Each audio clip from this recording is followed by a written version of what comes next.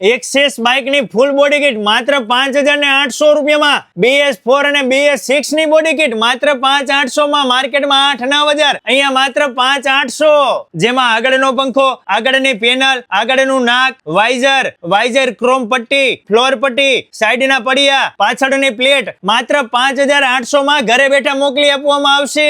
એક્ટિવાની new model 3G 4G ની kit માર્કેટમાં 8,500 રૂપિયા, અહીંયા માત્ર 7,200.